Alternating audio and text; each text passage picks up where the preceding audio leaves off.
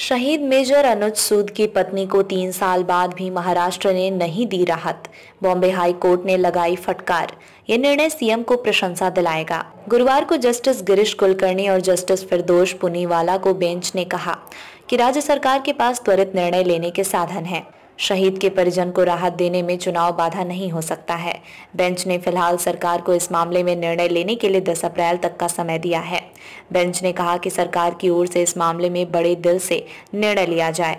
ये निर्णय मुख्यमंत्री को प्रशंसा दिलाएगा। 15 साल महाराष्ट्र में न रहने के चलते राहत अटकी। इससे पहले सरकार ने सूद की पत्नी को सरकारी योजना के तहत आर्थिक लाभ देने से इनकार कर दिया था। सरकार के सैनिक वेलफेयर विभाग ने शहीद की पत्नी को इसलिए लाभ के लिए अपात्र ठहरा दिया था क्योंकि उसके पति लगातार 15 सालों तक महाराष्ट्र में नहीं रहे थे और उनका जन्म महाराष्ट्र में नहीं हुआ था। विभाग के इस असंवेदनशील रवैये के खिलाफ आकृति ने हाई कोर्ट में याचिका दायर की है। बहादुरी के लिए हुए थे सम्मानित। 30 वर्षीय मेजर सूद 2 मई 2020 को जम्मू कश्मीर में आतंकी ठिकाने से बंधक नागरिकों को बाहर निकालते समय वीर गति को प्राप्त हो गए थे। सूद की इस अभूतपूर्व बहादुरी के लिए उन्होंने राष्ट्रपति ने शौर्य चक्र से सम्मानित किया गया था। याचिका में मेजर की पत्नी ने दावा किया है कि उसके ससुर भी सेना में थे, इसलिए पति का जन्म कर्नाटक में हुआ था। उनका पुणे में घर है। देश के लिए बलिदान देने वाले उसके पति पुणे में सेटल होना चाहते थे। बॉम्बे हाईकोर्ट ने शहीद मेजर की पत्नी को राहत देने को लेकर निर्णय में देरी पर नाराजगी जाहिर की है।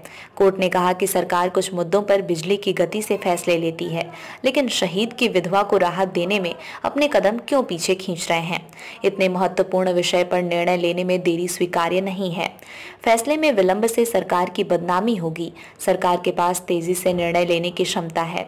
मुख्यमंत्री के लिए तो ये एक बहुत छोटा मुद्दा है।